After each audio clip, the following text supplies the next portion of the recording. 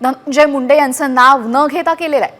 महादेव ॲपच्या माध्यमातून कोट्यावधींचा घोटाळा झाल्याचा आरोप सुरेश धस यांनी केलाय। तर या आर्थिक व्यवहाराचं कनेक्शन मलेशियापर्यंत असल्याचा दावा सुद्धा धस यांनी केलाय। तर सरपंच संतोष देशमुख हत्या प्रकरण याच्यामध्ये आमदार सुरेश धस यांनी लावून धरलेला आहे आणि याच पार्श्वभूमीवर सुरेश धस यांनी पोलीस अधीक्षकांची सुद्धा भेट घेतली आहे। या भेटीनंतर आता सुरेश धस हे काही गंभीर आरोप करताना बघायला मिळतात।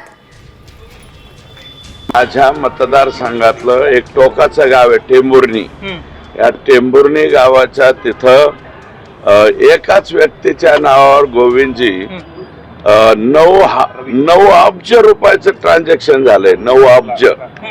आता तुम्ही म्हणता 100 कोटीच्या वरती घोटाळा झाला तर ईडीची चौकशी लागली पाहिजे।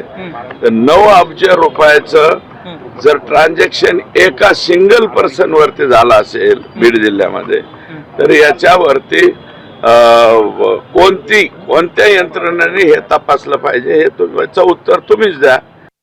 म्हणजे अब्जावधी रुपयामध्ये घोटाळा हा महादेव ॲपच्या माध्यमातून बीड जिल्ह्यामध्ये झालेला आहे आणि त्याच्यावरती चांगले काम करणारे अधिकारी बाहेर काढले गेले आणि जे निष्क्रिय अधिकारी आहेत आणि आम्ही सांगू तेच करू आणि मग त्यांनी एवढ्या मोठ्या या घटनेमधल्या आरोपींचे जामीन करून दिले, त्यांना सहकार्य करणं, काही आरोपींची आणि त्याची लिंक मलेशियापर्यंत जाते थेट। की मी आज माझं लेखी पत्र दिलंय, बीड जिल्ह्यातील पोलीस दलाच्या पोलिसांची यादी मला द्या।